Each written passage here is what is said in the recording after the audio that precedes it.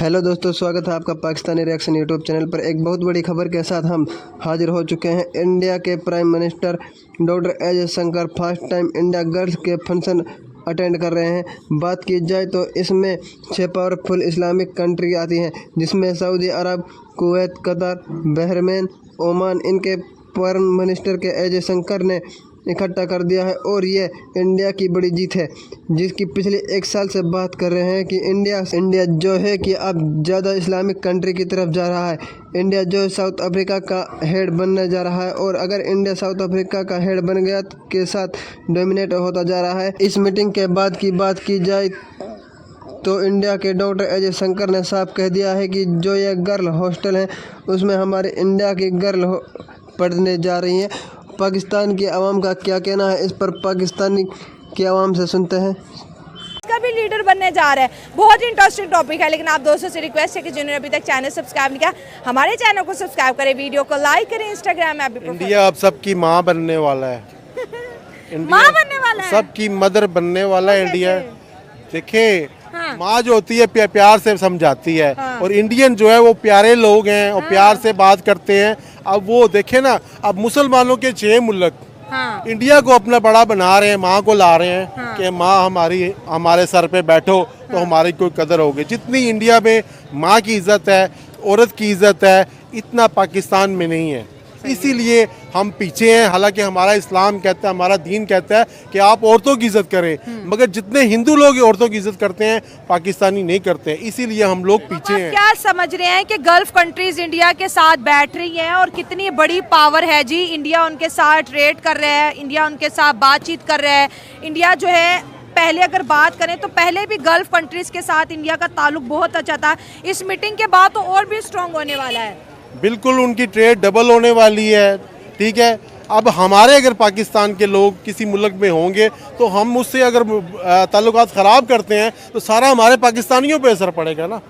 अब इंडियन जो हैं इन 6 मुल्कों में हैं, उनके काम कर रहे हैं, उनका म्यार अच्छा है, कारोबार अच्छा है उनके, बल्कि इंडिया के इन्वेस्टर भी उन मुल्कों में अपना पैसा भी लगाया हुआ है। तो अब इसी वजह से उसको उन्होंने बैठाया सर पे। मुझे तो लगता है अब फ़लस्तीन का भी ये माँ बन के उसका काम हल करेगी मसला। इंडिया हल करेगा, क्योंकि मुसलमानों में तो इत्तेफाक ही नहीं है।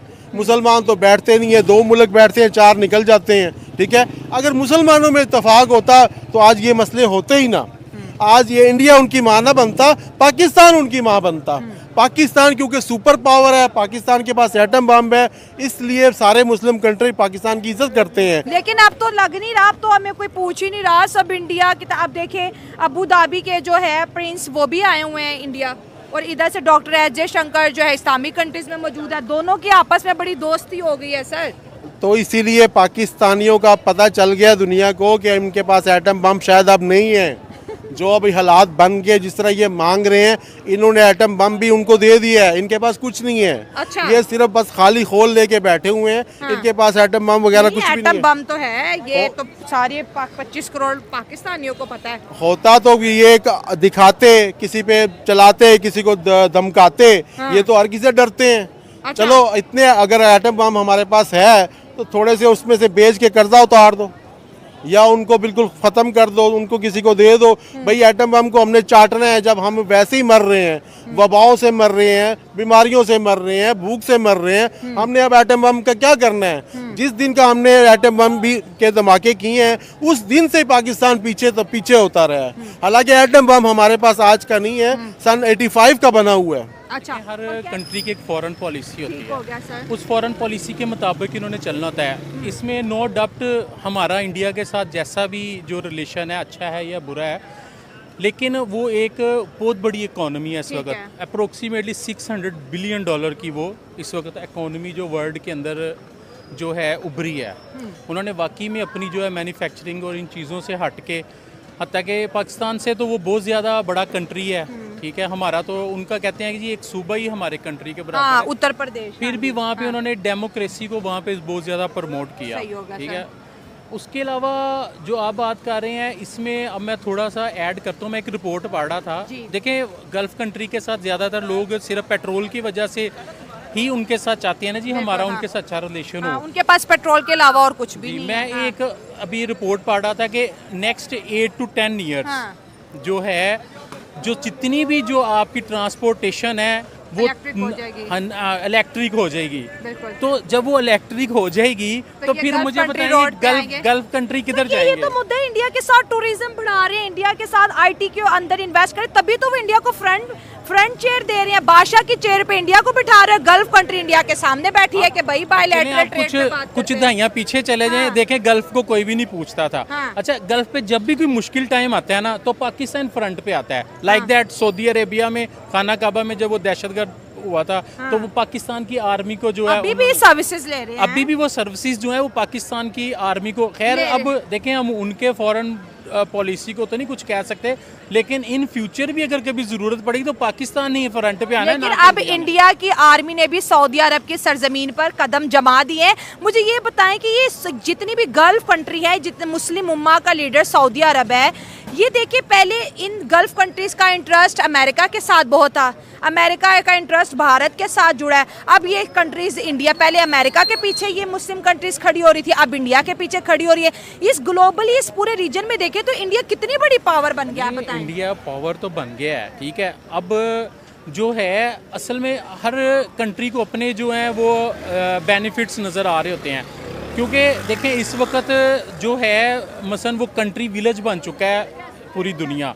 अब हर कंट्री जो है अपने बेनिफिट्स के लिए दूसरे के साथ रिलेशन बनाता है। इंडिया स्टार्ट से ही चाहता है, सबसे पहले तो इंडिया का मोटिव ये है कि इंडिया पाकिस्तान को वीक करना चाहता है। अच्छा, वो फाइनेंशियली भी, इंटरनेशनली भी और नेशनल दोनों जो है ना सूरतों में वो वीक करना चाहता है। दूसरा ये जो आपने कहा कि इंडिया ने जीसीसी के इजलास में 6 गल्फ कंट्रीज़ को एक टेबल पे इकट्ठा किया। हाँ।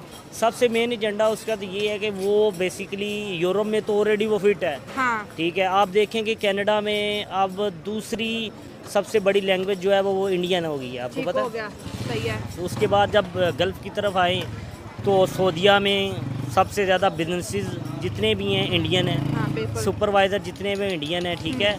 दुबई आप चेक कर लें तो आपको पता है सबसे बड़ा मंदिर और जितने अरबों का बनाया वो इंडियन ने बनाया, ठीक है, ठीक जिस हो पे गया। विजिट्स भी हुआ ये लास्ट पे। सही हो तो गया, ये ठीक है, बेसिकली हाँ। मोटिव है इंडिया का कि वो यूरोप को तो उसने ऑलरेडी जो है बेसिकली उसने घेरा हुआ है। अब वो चाहता है कि मैं अरब कंट्री को या मींस के गल्फ कंट्री को भी अपने बिजनेसेस के थ्रू, पैसा तो है ऑलरेडी, जैसे इंडिया फाइनेंशियली ने सेट है। साउथ अफ्रीका को इकट्ठा किया, उस तरह गल्फ को भी इकट्ठा कर लिया ना, बिल्कुल, गल्फ को इकट्ठा करके उसको लीड कर रहा है और अपनी एम्पावरमेंट जो है वो बेसिकली वो दिखाता है, अपने फैसले मनवाता है। और दूसरा ये कि वो गल्फ को मेन इकट्ठा करने का मकसद ये भी है कि कोई भी अरब कंट्री कश्मीर के मसले पे ना बोले, कोई अरब तो उनका कंट्री प्लस पॉइंट हो गया ना, हाँ। फ़लस्तीन के मसले पे ना बोले।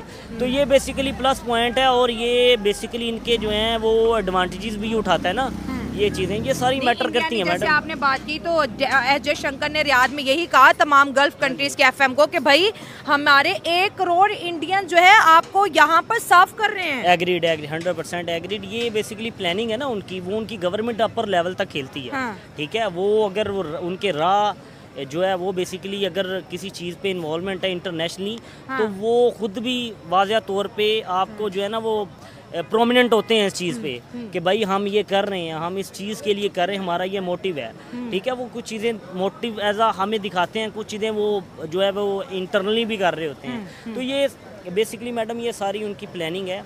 वो अपने आप को एक अपर कंट्री के तौर पे लाना चाहते हैं कि गल्फ़ पे भी उनका राज हो और यूरोप पे भी उनका राज हो। यूरोप पे तो क्रिकेट को देख लें, क्रिकेट में जयशंकर जो जय शाह जो आईसीसी के चेयरमैन अपॉइंटेड हुए हैं, ठीक है। तो ये सारी चीज़ें हैं हर जगह इंडियंस हमें नजर आ रहे हैं। दूसरी जानिब देखें तो जो अबू धाबी के जो प्रिंस है वो कल से इंडिया में मौजूद है। मतलब कि इस्लामिक कंट्रीज और इंडिया इतनी ज़्यादा आपस में इंगेज हो चुकी है कि एक के बाद एक खबर निकलती है, जबकि पाकिस्तान की 77 सालों से कोशिश ये रही है कि इंडिया इस्लामिक कंट्रीज तक ना पहुँच पाए। लेकिन हमने देखा पिछले 10 साल में मोदी साहब ने जितनी अपनी जो पेशरफ्त है, जितना अपनी एनर्जी गल्फ में लगाई है, मेरा नहीं ख्याल किसी और कंट्रीज में इतना उन्होंने ऐसे ही है मैडम। प्रेशर अपना दिखाया वो होगा। इंग्लिश में कहते हैं मनी मैटर्स। हाँ। तो मेरे ख्याल में इंडिया के पास पैसा है, तो पैसा जो है वो सबसे बड़ी ताकत है, ठीक है। हो गया, वो ताकत के थ्रू फिर खींच भी लेता है। आप देखें ना, उसने इतने बिजनेस सेट किए गल्फ में, यूरोप में किए। अब सबसे ज़्यादा बिजनेसमैन आपको पता है कि वो इंडियन मोस्टली, ठीक है, अभी हाँ गल्फ में बहुत ज़्यादा हैं उनके, और मोस्टली इंडियन ही अपर पोस्ट पे बैठे हुए हैं। तो ये चीज़ें हैं, ये मैटर करती हैं कि इंडिया बेसिकली इसलिए आगे जा रहा है। एक तो वो कौम ऐसी है, वो तरक्की करना चाहती है, ठीक है। अब हैकर्स देख लें, इंडियन वो बहुत आगे हैं, ठीक है। वो हैकर्स वो सबसे आगे हैं, वो एक मिनट में हर चीज़ हैक कर लेते हैं। तो मेरे ख्याल में आईटी फील्ड में भी इंडिया काफ़ी आगे है, क्रिकेट फील्ड में भी, स्पोर्ट्स फील्ड में भी इंडियन काफ़ी आगे हैं। तो आप जीसीसी की बात कर रही थी, तो जीसीसी में ज़ाहिर है अब उन्होंने फिर उनके कुछ मोटिव तो हैं ना, कश्मीर के मसले पे आवाज़ बंद कर दी, फ़लस्तीन के मसले पे आवाज़ बंद कर दी। मुसलमान कहाँ बोले फ़लस्तीन के मसले पे, मुसलमान कहाँ बोले कश्मीर के मसले पे। वो एक कहावत है, इंडियन फिल्म में कहता है, वो पूछता उससे कि भाई आपको कश्मीर के मसले पे क्यों नहीं हल करते। वो कहता जब बहुतों को फ़ायदा हो ना किसी चीज़ से, तो वो मसला ही रहना दिया, हाल नहीं होता। तो वो ये चीज़ है कि ये है। अब तो कश्मीर का मसला बहुत छोटा लगने लग गया है, क्योंकि दुनिया में जो शिफ्ट आ रहा है पॉलिटिकली वो बहुत बड़ा है। जैसे इंडिया गल्फ के साथ खुद को इंगेज कर रहा है। फर्स्ट टाइम ज़िंदगी में पहली दफ़ा उन्होंने जीसीसी की मीटिंग अटेंड की, क्योंकि उनके पास बहुत ज़्यादा ऑयल रिजर्व है। इंडिया जंग के लिए भी प्लानिंग करता है कि खुदा ना खास्ता कल को जंग हो जाए, मेरे पास ऑयल रिजर्व जो है मौजूद रहे। आप क्या समझते हैं, अगर हम पाकिस्तान की बात करें, जितना इंडिया गल्फ के अंदर इन्वॉल्वमेंट अपनी दिखा रहा है, पाकिस्तान उतना ही बेचारा जो है ना, एक कहते हैं ना कि मायूस और या फिर कहते हैं मासूम बच्चों की तरह जो अकेला रह रहा है। हमें तो आप देखें कितनी दफ़ा ये खबरें हमारे चैनल पे चली हैं कि जो है शहजादा मोहम्मद बिन सलमान आ रहे हैं जी, अब वो बीमार हो गए, अब वो किसी और मीटिंग में हो गया। मतलब इस्लामिक कंट्रीज़ तो हमारा मुल्क आना ही नहीं चाह रही है अब, और इंडिया में हर 2-3 दिन बाद ये बेसिकली मोस्टली डिपेंड करता है लीडरशिप पे मैडम। आपकी जब लीडरशिप इतनी वीक हो कि आप किसी को बुलाएं और वो बंदा दोबारा आना है, तो ये मेरे ख्याल में लीडरशिप का थोड़ा सा जो है ना वो ड्रा बैक कह सकता हूँ मैं इससे, कि वो है, ये लूप होल है इस चीज़ में कि लीडरशिप बेसिकली इमरान खान के दौर में, इमरान खान आपको पता है कि जितनी भी हमारी अरब की वो थी ना, एक कौंसल थी, इमरान खान उनके चेयरमैन थे। इमरान खान ने फर्स्ट टाइम लाइफ में OIC बुलाई थी और वहाँ इजलास करवाया था। 2 दफ़ा बुलाई है। इवन के किसी ने भी नहीं ऐसे OIC जो है वो यहाँ पे मतलब आप ये कहना चाह रहे हैं कि उनकी लीडरशिप में पावर है। अगर हमारी लीडरशिप में पावर होती तो आज शायद हम भी कई इस्लामिक कंट्रीज में स्टैंड कर रहे होते। ये डेफिनेटली ऐसे ही है। अब देखें कि लीडरशिप में मोदी सरकार है, वो आलमोस्ट के इट्स बीन 10 ईयर्स के वो जो है वो लीडरशिप में है, वज़ीर आज़म हैं, अभी रह रहे हैं। उन्होंने भारत के लिए बड़े काम किए हैं, ठीक है। उन्होंने अपनी कौम के लिए जो है वो जो स्टेप थे उन्होंने किए हैं, ठीक है। मेरे ख्याल में लीडरशिप बड़ा रोल है इस चीज़ में। अगर आप नेशनली कामयाब हैं तो इंटरनेशनली भी आपको कामयाब होना चाहिए। तो मेरे ख्याल में कि मोदी सरकार जो है ना वो विल बी। देख रहे हैं foreign minister doctor S Jaishankar हर टाइम सुर्खियों में होते हैं। हमारे इसहाक डार साहब का पता ही नहीं है कि हमारा फॉरेन मिनिस्टर आजकल हमारे फॉरेन मिनिस्टर छोड़ें, हमारे जो है वज़ीर दफ़ा को देख लें, वो नहरों पे नहाने जा रहे हैं माशाल्लाह, कच्छा पहन के नहा रहे हैं वो वज़ीर दफ़ा साहब। तो उन्हें ये फिक्र ही नहीं है कि यार हमने किस चीज़ पे बात करनी है, हमने किस चीज़ को। हमारी आईटी फील्ड देख लें, इतनी कमज़ोर है, हम आईटी फील्ड पे इतना वीक है कि हमें अभी तक हमारे इंटरनेट का इशू नहीं हल हो रहा, ठीक है। सिम वाला नेट तो चलता ही हाँ, वो चलते ही नहीं है। दुनिया 5G 8G 7G तक पहुंच गई है, हम अभी वो H+ पे ही लगे हुए हैं, ठीक है। हमारी वॉइस डाउनलोड नहीं होती, तो हम बहुत पीछे हैं मैडम। हम तो 20 साल पीछे चले गए। आप पाकिस्तान का हाल छोड़ ही दें, पाकिस्तान में जो कुछ हो रहा है वो बस आप उसे ना डिस्क्राइब करें तो वो बेहतर है। ये चीज़ है लीडरशिप मेन। आपकी लीडरशिप अच्छी है, मैं एंड पे ये पैगाम देना चाहूँगा, आपकी लीडरशिप अच्छी है तो पाकिस्तान, इवन कोई भी कंट्री है वो अच्छा है। आप श्रीलंका को देख लें, बांग्लादेश को देख लें।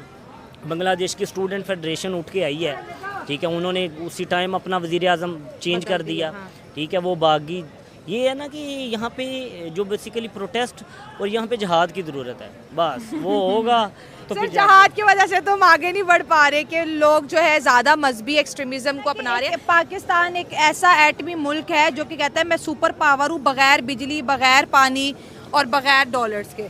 बस ये तो वही हिसाब है ना कि एक बंदा यहाँ असला लेके घूम रहा है, जदीद उसके पास गन है और लोग भूखे मर रहे हैं, उसकी गन को क्या करेंगे। हाँ, ठीक हो गया। अगर पाकिस्तान की बात करें तो हमने इंडिया को इस्लामिक कंट्रीज से कश्मीर के नाम पर बहुत दूर कर दिया था कि भाई इस्लामिक कंट्रीज़ और इंडिया के बीच बहुत गैप हो, लेकिन जब से मोदी साहब आए उन्होंने इतना ज़्यादा इस्लामिक कंट्रीज़ को इंगेज करे, कभी सऊदी अरब जा रहे हैं तो कभी यूएई जा रहे हैं तो कभी मिस्र जा रहे हैं। अब देखे कुवैत देख ले, बहरीन देख लिया कि बहरीन के अंदर भी 8 नेवी ऑफिसर्स को जिस तरह से शरिया लॉ के बाद भी रिहाई मिली। तो आपको क्या लगता है इतनी इज्जत एक सेकुलर कंट्री की गल्फ कंट्रीज़ में? देखें जी, क्यों नहीं इज्जत होगी, कुछ दिखता है तो बिकता है ना। उसने अपने मुल्क को ठीक किया है।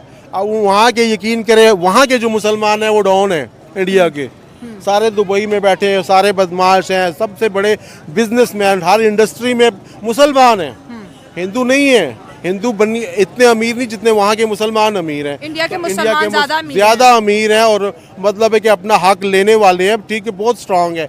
इसीलिए अब पाकिस्तान तो कह रहा है मुसलमानों पर जुल्म होता है, वहाँ आप कह रहे हैं इंडिया के मुसलमान बड़े अमीर हैं, और ये डेफिनेट इंडिया के मुसलमान अमीर हैं, हिंदू भी बहुत अमीर हैं। पाकिस्तान को तो अपने मोहल्ले में भी नहीं पता कि यहाँ पे कितने गरीब हैं, कितने गटर बंद हैं, क्या पाकिस्तान को तो ये भी नहीं पता, अपने एक शहर का नहीं पता पाकिस्तानियों को। ठीक है, सिर्फ बिल देने का पता है, बिजली है नहीं है। तो पाकिस्तान को जब अपने मुल्क का नहीं पता कहाँ से बिजली में फॉल्ट आ गया है, सारा दिन पूरे दिन गायब हो जाती पूरे पाकिस्तान की बिजली, तो पाकिस्तान को कैसे पता है कि इंडिया में मुसलमान खुश नहीं है? सोचने वाली बात है, लेकिन बड़ा पक्का कहते हैं कि नहीं खुश। ये सिर्फ हमें झूठ बोलते हैं, हमें बताते हैं कि भाई हमने तुम्हें बहुत अच्छा रखा हुआ है, अगर इंडिया में होते तो तुम मर जाते, तुम्हें काट देते, ऐसा कुछ होता है। ऐसा कुछ नहीं है। अगर वहाँ पर जुल्म हो रहा होता तो दुनिया क्या वहाँ पे इन्वेस्टमेंट करती?